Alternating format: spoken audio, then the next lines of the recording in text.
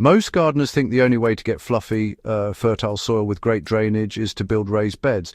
But what if you could turn even the hardest clay or porous sand into raised bed quality soil without ever buying lumber or hauling in truckloads of soil?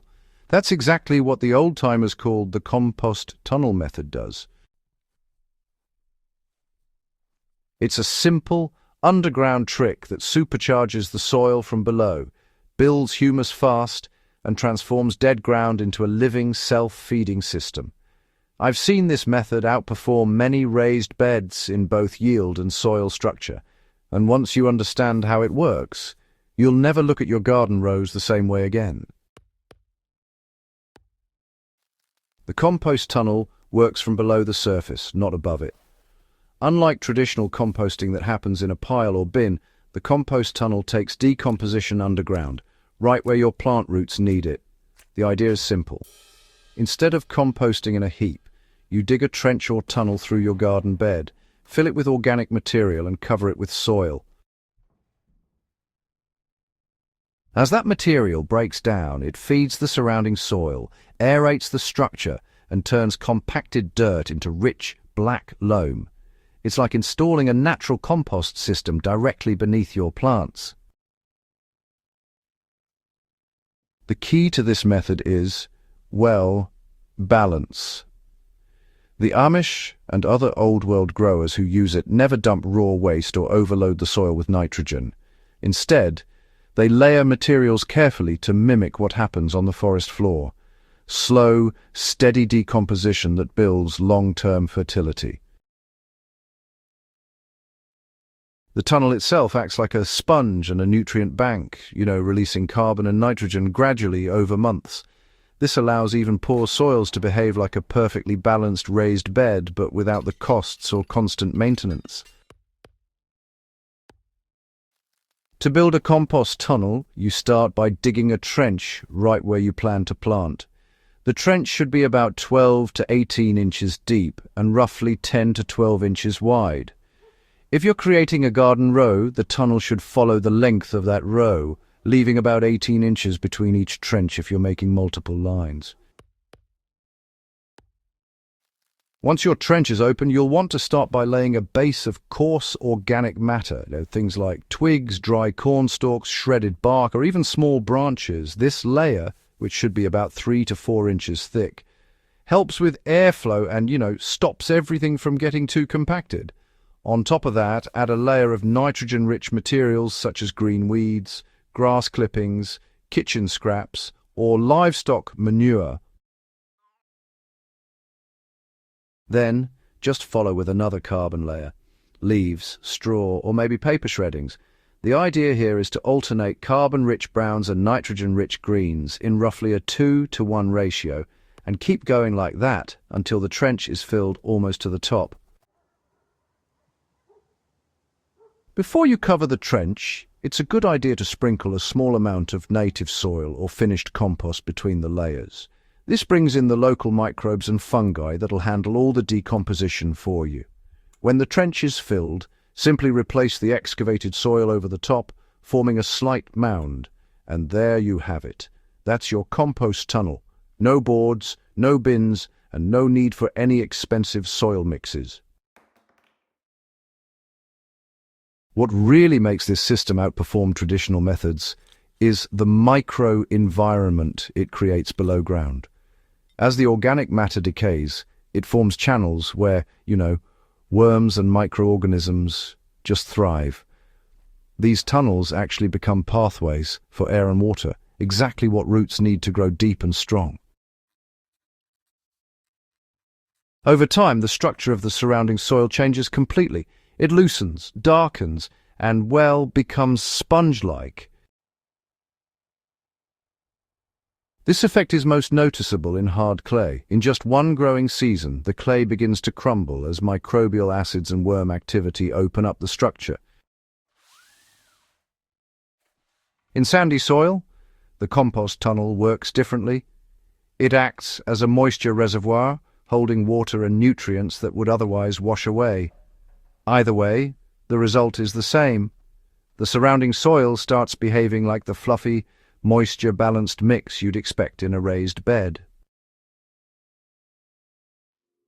Farmers in parts of Eastern Europe and the Amish communities in the United States have used this trick for decades, often building compost tunnels in rotation every 2 or 3 years. They let the old ones rest while new ones are established, creating a cycle of underground fertility that keeps their soil in peak condition. Once your compost tunnel is in place, there are, well, 2 ways to use it. The first is to plant directly above it. This is just perfect for crops like tomatoes, peppers, or squash that need deep, nutrient-rich soil. The second option is to plant beside it, allowing roots to stretch into the decomposing material as it matures. Either way, the tunnel acts as a continuous feeder, slowly releasing nutrients throughout the season.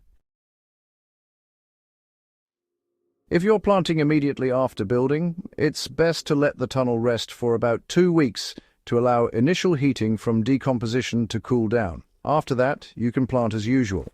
A good example ratio for heavy feeders is 1 tunnel every 24 inches under tomato or corn rows. For smaller crops like lettuce or beans, 1 tunnel every 30 inches provides plenty of fertility without overloading the soil. To maintain the system, simply refresh it once a year. Just dig a shallow slit alongside the same trench, add fresh organic matter, and recover. You'll notice that by then the original material has turned into dark, crumbly humus, and your soil will look and smell alive.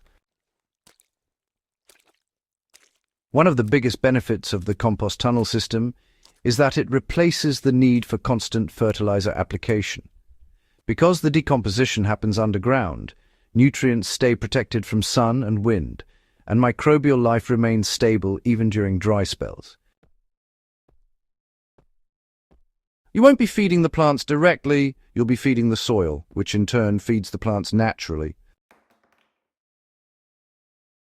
Over time, the tunnel becomes a permanent fertility vein running through your garden. Worms use it as a highway, bacteria process the organic matter into stable humus, and fungi form networks that spread nutrients to roots meters away. Within a season or 2, even poor soil behaves like a professionally built raised bed, rich, structured, and teeming with life. What I love about this method is how sustainable it is. You're recycling organic waste directly into your soil system, eliminating hauling and burning, and cutting down fertilizer use to almost zero. It's also adaptable. Whether you have a small backyard garden or a large homestead, you can scale the tunnels to any size. For perennial beds, you can even install tunnels between rows of fruit trees or berry bushes for ongoing feeding without disturbing the roots. The compost tunnel also excels in no-till systems. Because all the biological work happens below ground, there's no need to turn or mix the soil. Each year, as the old tunnel decomposes, you can simply mulch over it and let nature do the rest. It's simple, effective, and fully aligned with soil biology. In the end, this method proves that good soil doesn't come from bags or boxes. It comes from biology. By channeling decomposition underground, you create a living, breathing ecosystem that works around the clock, improving structure, fertility, and moisture balance all at once. It's the same principle nature has used for thousands of years, refined by traditional growers who understood that the best fertilizer is the soil itself, properly fed. If you found this guide helpful, make sure to subscribe to the Soil Doctor channel and share this video with your gardening friends. The more growers who adopt these natural systems, the healthier our soils and our harvests will become. Keep building from the ground up. Trust the biology beneath your feet and let your soil do the work nature intended.